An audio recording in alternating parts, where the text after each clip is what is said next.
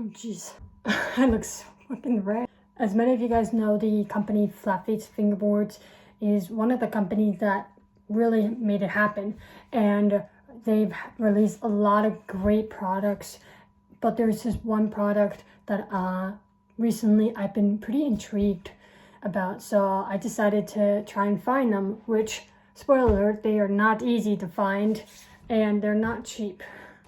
And it's these Flatface wheels right here.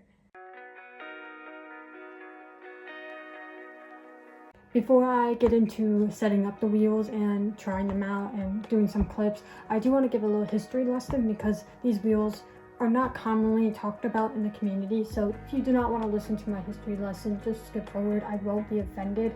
I just really like to talk about the history of fingerboarding. I got my computer here, so if I'm looking down, that's what I'm looking at. So I tried to find as much information as I could on these wheels, but it's sort of limited, and the best way to find information is none other than ChatGPT. So thanks ChatGPT, that's mostly where my sources come from. ChatGPT gathered most of the information from Reddit threads, and I had a look at those threads, and it seems like ChatGPT knew what they were talking about based on what the people said. And I'll just give you a quick synopsis on the wheels and their rarity. The Flatface wheels, J. Linhan, or Linehan, I'm sorry if I pronounced that wrong, wheels are a special edition fingerboard wheel released by Flatface Fingerboards in collaboration with professional fingerboarder J. Linhan, or Linehan, who has recently become popular due to his knife pro board being released. That thing is pretty cool and it's pretty sought after as well. Okay, so the material and the feel. The J wheels, as people refer to them, are made from a specialized plastic material that offers a balance between hardness and smoothness. Users have noted that while they are harder than urethane wheels, they provide an extremely smooth ride, resembling the feel of soft cruiser skateboard wheels. And that's a key factor to these wheels. Next is the design. These wheels have a wider profile compared to standard fingerboard wheels, which not only enhances the aesthetic appeal, but also contributes to a cleaner look on setups. The off-white color of the wheels gives them a natural, undyed appearance, and they tend to collect dirt over time, adding to their realistic wear. Next is the performance. The wheels are designed to be smooth and quiet, with a subtle squeak during slides, mimicking the sound of urethane wheels. The J wheels were released as a limited edition product, contributing to their rarity and desirability among collectors and enthusiasts. Thank you ChatGPT for that amazing summary. Now I want to add my own comments since I actually tried these wheels out before making this video, and I noticed that the wheels have a clicky sound, and it may seem like you can feel it too. You know, if you hear it, sometimes the wheels like have that clicky feel, and I hate that. It drives me crazy. But the clicking sound is simply just a sound. It's coming from the bearings due to their age, and the wheels still ride incredibly smooth. It's just how the bearings wear, and I can't really explain it that well, but you'll hear clicking my wheels, and it might happen to other J wheels as well. It's just due to the age and the wear on the bearings. You just hear that sound.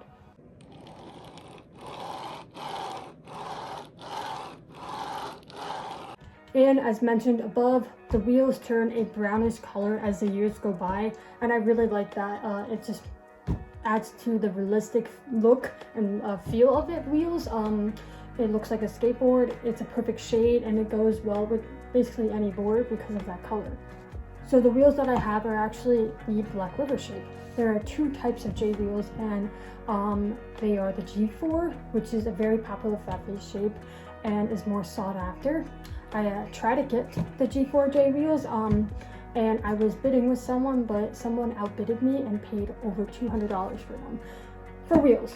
So I did not get those. I actually did not want to spend all that money on wheels, so I just got these, which I found at a later date on Instagram, and the guy sent it to me. I also got a really cool Vista ledge, so I'm really excited to try these wheels, and now that the history lesson is over, let's get into the setting up, because I have a really cool deck that I'm really excited to try.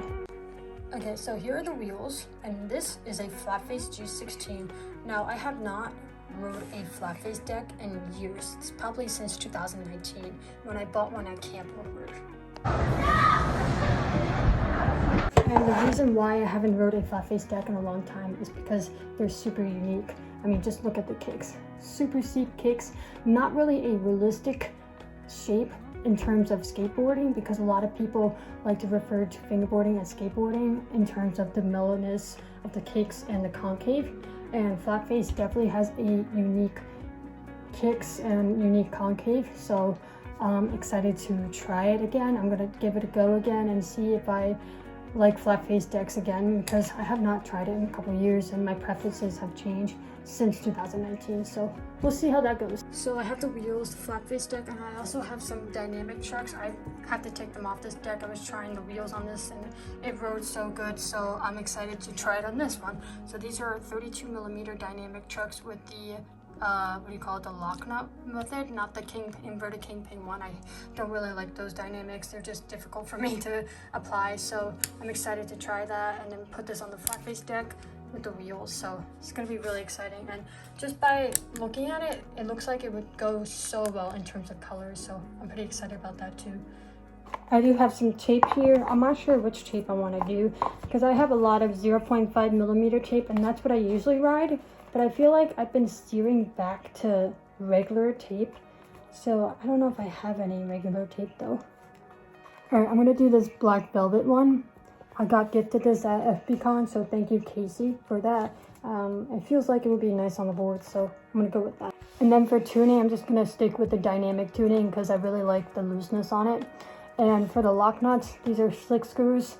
I don't really support 6 screws, but I do really like his lock nuts because they have like a circle on the top, so it's much more cleaner in my opinion.